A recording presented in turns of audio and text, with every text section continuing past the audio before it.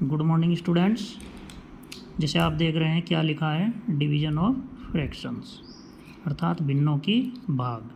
इस वीडियो के द्वारा हम भिन्नों की भाग को सीखेंगे। तो इसके लिए हम पहले एक प्रॉब्लम लेते हैं, सवाल लेते हैं। 5/8 अर्थात 5/8 भाग डिवाइड बाई 2/3। अब इसके लिए एक रूल है जो हमें ध्यान देना है, वही बस रूल है सीखने का इसमें, नहीं तो फिर हमारा जो सवाल बन जाता है वो मल्टीप्लाई का बन जाता है। तो इसमें केवल और केवल एक चीज़ ध्यान करनी है, हम इसको 5/8 को सेम उतारेंगे और भाग किसका होना है और किस में होना है। 5/8 में 2/3 का भाग होना है। तो इसका रूल है, इसको भाग को हम मल्टीप्लाई कर लेते हैं और 2/3 का 3/2 हो जाता है। बस ये चीज़ ध्यान करनी है, फिर आपसे सवाल आ गया। तो 2/3 को क्या लिखेंगे, 3/2, 3/2 अर्थात ये उल्टा हो जाता है। बस ये ध्यान करना। अब ये सवाल मल्टीप्लाई का हो गया। अब हम वही देखते हैं जो मल्टीप्लाई में हमने सीखा था कि 8 का डिवाइड 5 में भी है, 3 में भी है। क्योंकि यहाँ बटे लिखा, अपॉन लिखा हुआ है, इसका मीनिंग यही है जो नीचे के नंबर है वो ऊपर वालों को भाग करते हैं। और 2 का भी 3 में भी और 5 में भी डिवाइड कर सकते हैं। हम देखते हैं कि नहीं हो पाता, फिर हमारे पास एक ही ऑप्शन रहता है कि हम 5 के 3 में मल्टीप्लाई कर लें, क्योंकि यहाँ मल्टीप्लाई का निशान है। और यहाँ 8 की मल्टीप्लाई 2 में कर ले, क्योंकि यहाँ मल्टीप्लाई का निशान है। ऊपर वालों की ऊपर मल्टीप्लाई, नीचे वालों की नीचे मल्टीप्लाई, ये इसका रूल है। 5 3 जा या 5 3 15 अपॉन 8 दूनी 16 या 8 2 जा 16।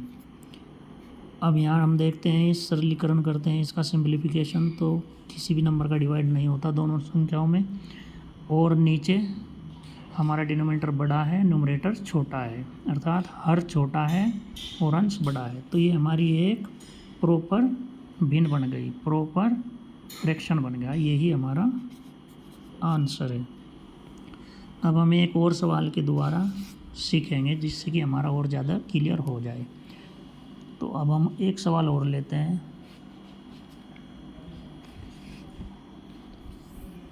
अब हम लेते हैं 4/5। नंबर 2 सवाल 4/5 भाग 5/7। तो जैसे हमने पिछले सवाल में बताया था कि इस डिवाइड का क्या कर लेना है, मल्टीप्लाई, और इसका उल्टा हो जाएगा, नीचे वाला ऊपर, ऊपर वाला नीचे आ जाएगा। इसको सेम रखेंगे 4/5, इसका क्या हो जाएगा, मल्टीप्लाई, और इसका क्या हो जाएगा 7/5, अर्थात इनका उल्टा हो जाता है। फिर हमारे सामने सवाल वही बन जाता है जो ऊपर हमने देखा है, मल्टीप्लाई का सवाल बन गया।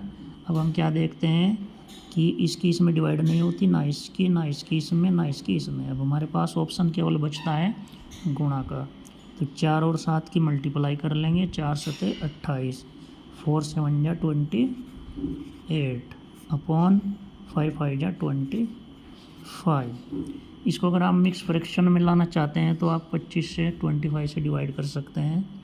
25 से डिवाइड करके आप इसका आंसर लिख सकते हैं।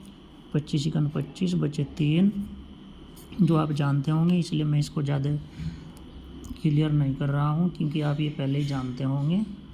और 25 बचे 3/25। तो हमारा आंसर ये हो गया मिक्स फ्रैक्शन में। इस प्रकार आप अन्य उदाहरणों द्वारा सीख सकते हैं घर पर अपने बुक से, अन्य प्रॉब्लम लेकर अपने इस चीज़ को स्थायी बना सकते हैं जो इसका रूल है सीखने का। और वीडियो को शेयर भी करें, अन्य छात्रों को बताएं, सिखाएं और घर पर अच्छे से मेहनत से पढ़ाई करें, सीखें और चैनल को सब्सक्राइब करें ताकि ऐसे ही अन्य महत्वपूर्ण टॉपिक आपके मोबाइल पर आएँ और आप सीखते जाएं। धन्यवाद।